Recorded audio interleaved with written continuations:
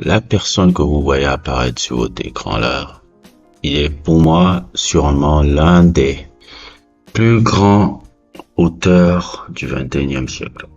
Tout genre confondu, l'un des plus grands. Et je le place à cette dimension-là. Parce que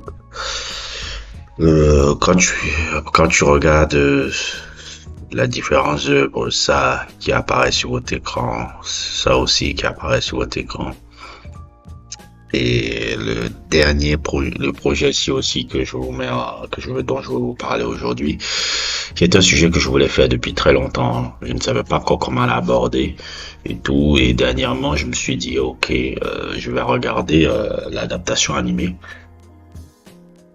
L'adaptation animée qui est sortie 2 ans. Et d'ailleurs même, je vais pousser un peu un coup de gueule. Je trouve que c'est un scandale que Netflix n'ait pas fait beaucoup plus de promotion un peu par rapport à ça, parce que euh, j'aimais déjà le manga, mais l'adaptation animée, elle est absolument fabuleuse. Elle est absolument fabuleuse, le truc. Et franchement, Netflix, je sais pas qu'est-ce qui sont vos priorités, mais bon, c'est absolument absurde que ce truc-là va rester. Il est populaire un peu chez les mangaka, mais pour les fans d'anime, il va rester très obscur. Il va vraiment rester très obscur parce que je vois un peu les résultats qu'il a eu sur les trucs des viewers, mais je dis on n'a pas poussé, ils n'ont pas poussé très loin un peu la promotion de cette œuvre-là.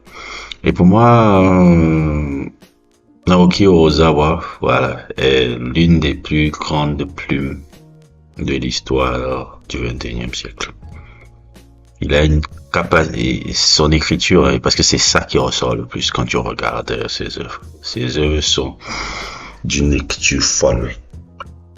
D'une écriture folle. Il a capacité, puisque lui, il est un peu dans un style qui rappelle un peu bon, c'est un peu le genre que j'aime beaucoup, un mystery, psychological thriller et tout.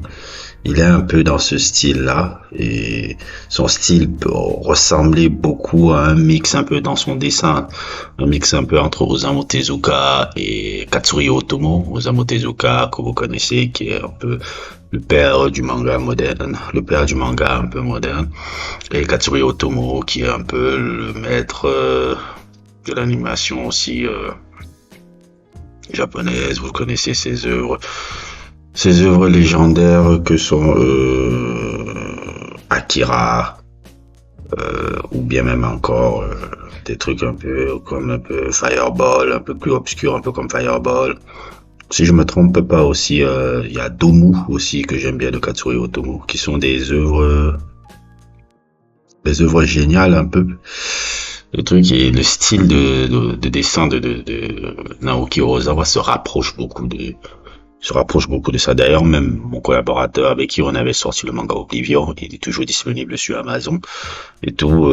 Il a un peu le style son style aussi est très proche de ces mecs-là dans son dessin et tout. Et beaucoup plus que le dessin, c'est l'écriture. L'écriture, il sait écrire les personnages d'une rare humanité. Et il sait écrire les personnages avec une rare profondeur. Il sait développer. Et ce qui ressort le plus souvent dans son écriture, en général, quand tu regardes toutes ses œuvres, que ce soit Billy Bat plutôt, 20th Century Boys ou encore Monster, etc., c'est que Naoki Urasawa prend le soin de développer chaque personnage dans ses histoires. C'est-à-dire que pour lui, il n'y a pas en fait, je pense comprendre un peu sa philosophie un peu dans sa vie. C'est quelqu'un aucun individu n'est insignifiant pour peu qu'on s'intéresse à son histoire. C'est un individu qui comprend que aucun individu n'est inintéressant pour peu qu'on prenne le temps de développer son histoire. Et il développe l'histoire des personnages secondaires, tertiaires. Parfois, tu te le demandes, même quand tu lis souvent ces trucs et tout, tu dis, mais pourquoi tu développes ce personnage-là? Et tout, je vois pas. Après, le personnage qui développe devient passionnant. Tu oublies même que ce n'est même plus le personnage principal. Tu oublies que ce n'est même plus le personnage. Tu oublies même que ce n'est même pas forcément le personnage principal un peu de l'œuvre que tu es en train de regarder. Tu te dis, bon, où tu vas là? Et après, tu vois comment in the greatest scheme, ça commence à connecter. Il commence à te faire connecter tout. Vers la fin, il te dit, voilà pourquoi j'ai développé ce personnage, parce que je voulais que ça apporte de la profondeur à ce personnage-là, et dans le grand scheme story, tu vas avoir plus le truc. Il y a vraiment beaucoup d'humanité qui ressort dans l'écriture. Franchement, j'ai des frissons, hein, quand je regarde les trucs de Naoki Urasawa. Je pense que c'est pour moi le plus grand mangaka du 21e siècle. Pour moi, ce gars-là. Vous pouvez me citer qui vous voulez. Quand je vois le boss du boss et autres et tout, et même quand je me suis lancé même à Oblivion Rouge, mon truc c'était de me dire, il faut que j'atteigne le niveau de ce gars-là, beaucoup plus que vos Oda, beaucoup plus que je sais pas qui, que vous me parlez sur Naoki Urasawa, il est dans une autre dimension, franchement, dans sa manière d'écrire et tout. Et quand j'ai entendu il y a 2 ans qu'il allait faire, on allait faire l'adaptation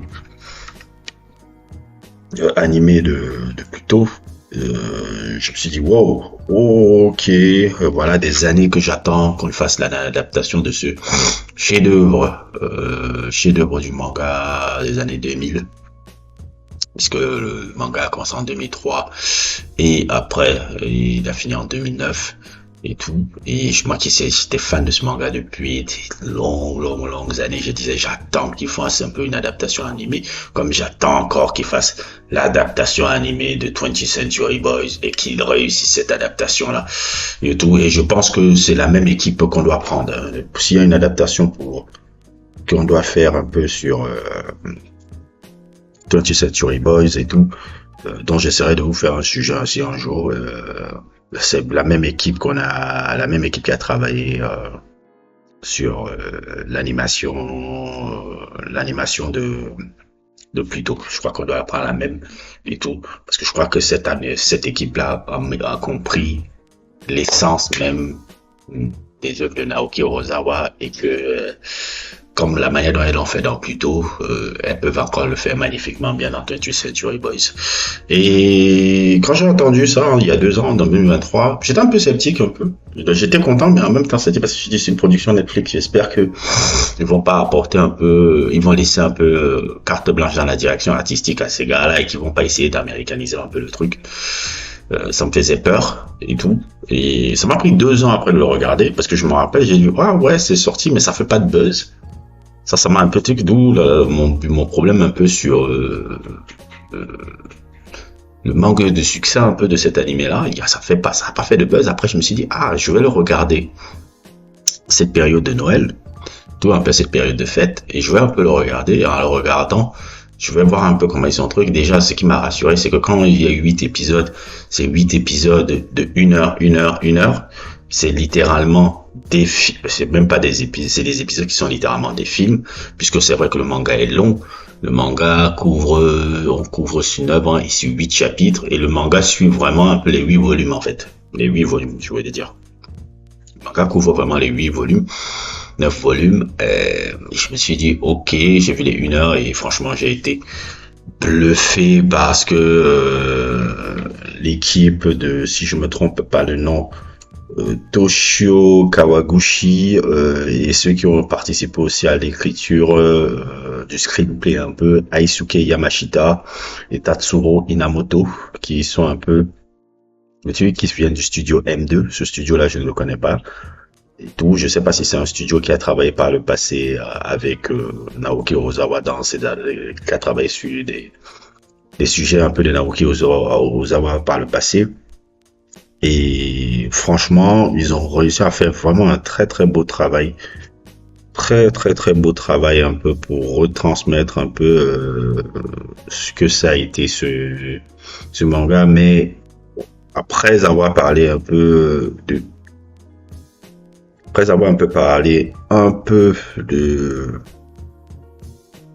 tout ça, qu'est-ce que Pluto? Pluto, c'est quoi? Qui est Pluto? Qu'est-ce que c'est et tout? Qu'est-ce que tu parles? Nagam, c'est quoi un peu que tu veux parler? Déjà, Plutôt, c'est l'adaptation un des plus grands arcs de l'histoire un peu de l'animation japonaise, l'arc de Greatest Robot on Earth d'Astro Boy. Pour les gens qui ne savent pas qui est Astro Boy est un peu l'un des premiers mangas un peu fait par Osamu Tezuka, le dieu du manga, qui a un peu redynamiser un peu la manière de faire un peu, non pas seulement l'animation, mais le manga japonais. Je crois que le manga japonais moderne est né là, est né à partir un peu d'Astro Boy, dont l'inspiration claire peut le voir sur Mickey, où on reprenait un peu le principe un peu du concept un peu de la bombe atomique pour redynamiser un peu le moral un peu des Japonais un peu avec ce personnage-là, puisque c'est les gars, comme je l'avais expliqué un jour dans un Torek épisode, Astro Boy est très influencé par les trucs de Disney. On peut voir vraiment la corrélation avec Mickey un peu quand tu vois un peu le personnage. Et il y a un arc qui est génial. J'ai découvert même à l'époque où j'avais découvert Pluto et tout. C'est ça que c'est à partir de Pluto que je me suis intéressé. Je crois que c'était en 2010-2011 que je me suis intéressé après à Astro Boy et tout, parce que je voulais comprendre un peu quelle est la différence un peu entre eux. Ça s'inspire de cet arc-là, de Greatest Robot on Earth, qui est un arc un peu plus ou moins, parce qu'Astro Boy, hein, bon, ça je peux parler un peu globalement de cette œuvre-là. Astro Boy peut paraître enfantin, mais il y a beaucoup de thématiques adultes dans les trucs d'Astro Boy et autres et tout. Par exemple, Astro Boy parle beaucoup de racisme. Astro Boy parle beaucoup de racisme dans... Il y a les thèmes un peu du racisme, du rejet un peu dans les œuvres d'Astro Boy. Il y a beaucoup de volumes qui sont trucs. C'est très subtil un peu. Ça a l'air enfantin comme ça. Et tout. Il y a la dénonciation même de la guerre à travers ce personnage aussi d'Astro Boy. Aussi la peur d'entrer déjà aussi dans une industrialisation un peu du Japon, un peu à travers le personnage là, qui représentait même pas le créateur d'Astro Boy, qui est le professeur Tenma un peu. Si je me souviens bien, il y a même un peu cette lutte philosophique entre le professeur Oshinazu, si je me parle bien, je maîtrise pas souvent son nom, et le professeur Tenma un peu. Le professeur Tenma a créé Astro Boy, en s'inspirant un peu de son fils qui est mort et tout, et Oshinamuzu un peu est celui qui arrive un peu à maintenir un peu la fonctionnalité. Ils ont un peu des visions différentes dans le même traitement dans le traitement des robots. L'autre voit une fonctionnalité des robots beaucoup plus ludique et beaucoup plus comment dire, beaucoup plus ludique, c'est-à-dire tellement pour lui c'est que des robots quoi. Et tout, et l'autre là qui s'appelle Oshina Muzu et tout, il a plus une vision des robots de manière humaine et tout. Il y a un peu cette vision aussi entre ces deux personnages qui est représenté, et sur un peu la vision un peu comme du monde un peu scientifique, comment il peut être, en tout cas comme moi je le perçois. Et il y a cet arc de Greatest Robot on Earth qui est l'arc qui a aussi redéfini un peu la manière dont on va faire un manga et tout. Dans cet arc, on voit un personnage qui s'appelle Abdullah qui crée un robot qui s'appelle Pluto, et ce robot là décide plus ou moins ce robot là il veut essayer de battre si je me trompe pas encore, tous les robots les plus forts du monde. Et il est le robot Pluto que vous voyez représenté là, pas la quête de battre tous les 6 robots les plus forts du monde, dont partie Astro Boy, il y a le détective Gezich, il y a Epsilon, si je me souviens bien encore, je crois qu'il y a un personnage, il y a Griffith, il y a Hercule, et si je me trompe encore, il y a, comment il s'appelle encore, 2 autres encore qui me reviennent par la tête, dont je vais sortir là, et tout. Ils sont les personnages, les robots les plus forts du monde, et Astro Boy plutôt va plus ou moins un peu les attaquer et combattre ces robots. Dans ce truc un peu qui se passe un peu dans The Greatest Robot on Earth, il combat ces robots plus ou moins, mais On sent aussi qu'il est plus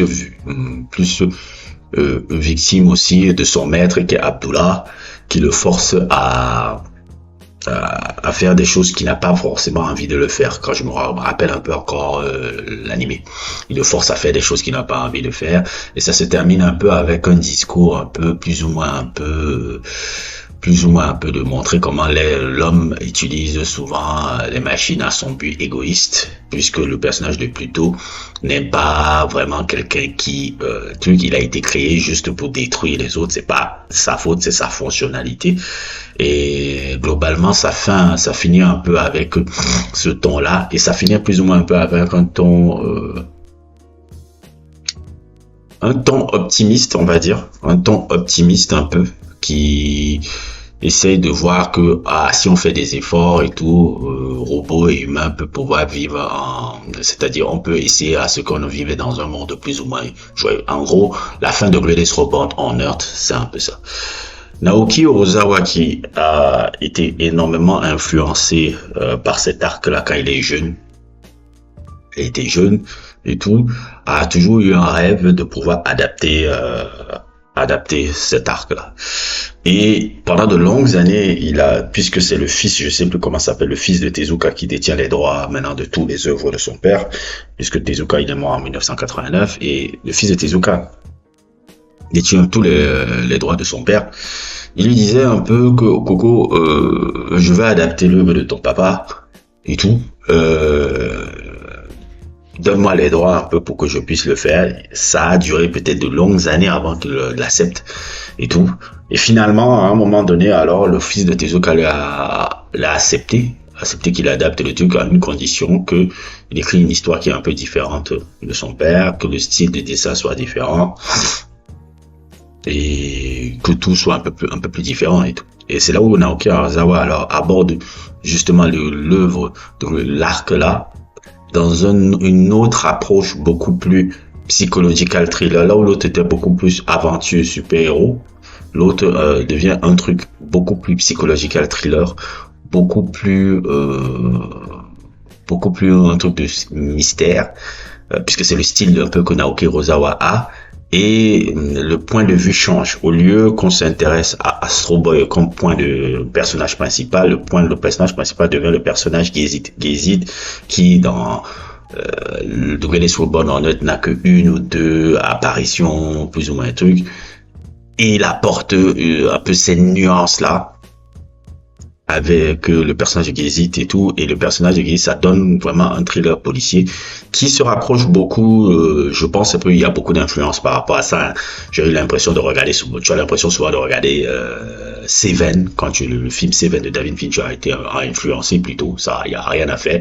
Même certaines scènes un peu, surtout quand il part discuter le robot qu'ils ont ajouté, le premier robot qui a tué un humain là, et tout, qui est un peu enfermé un peu comme un peu dans une asile là, et le Gezid, quand il veut savoir plus d'informations un peu sur le soi-disant criminel qui cherche un peu plus ou moins un peu dans Pluto et autres et tout, alors que c'est Pluto qu'on cherche un peu. Ça ressemble à le silence des agneaux, le silence Silence of the Lamb, avec la scène avec Jodie Foster et comment il s'appelle, Hannibal Lecter. Il y a beaucoup de rapports un peu avec ça. Ça c'est clairement l'influence un peu. Pluto devient un personnage oppressant, là où il était juste un personnage robot imposant un peu dans l'œuvre de Tezuka. Là il devient un personnage oppressant, truc. Et les 6 robots du monde, les 6 robots qui étaient les plus forts du monde sont des robots qui ont grandi qui vient du pays de Tricia. Tricia, c'est les États-Unis, et qui ont participé à la 39e guerre d'Asie, qui était un peu la guerre un peu plus ou moins entre le pays Tricia et le pays de Perse. Le pays de Perse, tu peux comprendre que c'est complètement le conflit. Il a ajouté un peu l'influence, il s'est influencé un peu du conflit au Moyen-Orient des États-Unis. Ça, c'est les États-Unis, le Perse, un peu l'Iran et autres et tout. Et même le roi Daryl, autres et tout, c'est plus ou moins Saddam Hussein un peu. Même quand tu vois le look, le truc, trucs et tout. Il s'est un peu inspiré de ça. Et dans cette guerre qui fut énormément violente, non seulement sur les robots et non seulement sur les humains, c'est un peu le background qu'il a ajouté de plus par rapport à l'œuvre de Tezuka. Il y a un peu ce rapport à la guerre qui a été très très violente et tout à travers ces 6 personnages qui ont été des soldats. Il a transformé maintenant les 6 robots là en des anciens soldats. Et ces anciens soldats, plus ou moins, ont fait des ravages, notamment même Astro Boy qui est vu sur le point de vue du pays Tricia comme je dirais pas un sauveur, oui, un sauveur, un héros un peu de la paix, alors que plus ou moins, c'est les gars qui ont participé à une guerre sanglante, non seulement sur les robots, non seulement sur les humains. Et de ce fait-là, le personnage de Pluto aussi et tout, qui est toujours géré par Abdallah. Abdallah, c'est quelqu'un qui est maintenant un gars qui vient du Moyen-Orient, un scientifique du Moyen-Orient, qui essaie de se venger maintenant de la mort de sa famille par rapport à cette guerre-là, et qui, le personnage, le robot qu'il a fondé, qui s'appelle Pluto, est une source de vengeance pour sa famille qui est morte justement dans cette 39e guerre. Et ce robot-là maintenant part tuer tous les personnages qui ont été dans la commission Bora, cette commission qui a permis à ce que cette guerre puisse s'enclencher, et que ce soit les scientifiques qui ont construit les robots respectifs, Gizich, Griffith, si je me souviens bien encore, comment il s'appelle, Astro et tout, de partir les chercher, de partir plus ou moins les assassiner et tout, par vengeance un peu pour lui qui a perdu sa famille un peu dans cette guerre-là. Et c'est là où ça devient un psychological thriller, un psychological thriller, un film à suspense, et aussi une œuvre qui parle beaucoup sur le thème de la haine, parce que comment la haine peut être transmise par les humaines, et c'est là où justement Pluto se rapproche de Devilman. Pluto est très truc sur Devilman, même quand tu regardes même la fin même et tout, sans pour autant spoiler, hein, je veux pas trop spoiler parce qu'il y a des éléments de surprise un peu qui est différent un peu par rapport à l'œuvre originale de Tezuka. Je veux que les gens puissent avoir la possibilité de découvrir ça, parce que si je découvre ça, si je vous spoil, ça va être un peu truc. L'œuvre est très similaire un peu aussi à Devilman, parce que Devilman est un peu un rapport aussi sur que les démons c'est les hommes, beaucoup plus que les démons les démons c'est justement l'être humain, et ça a une fin, là où la fin de Devilman a une fin un peu nihiliste, un peu sur que le monde doit être détruit. La fin de Pluto a une fin beaucoup plus humaniste, c'est-à-dire que oui, c'est toujours plus ou moins une fin pas joyeuse, mais c'est une fin beaucoup plus humaniste un peu dans le discours, et qui est un peu moins optimiste que celle de la fin de Tezuka dans l'arc de Greatest Robot on Earth et tout.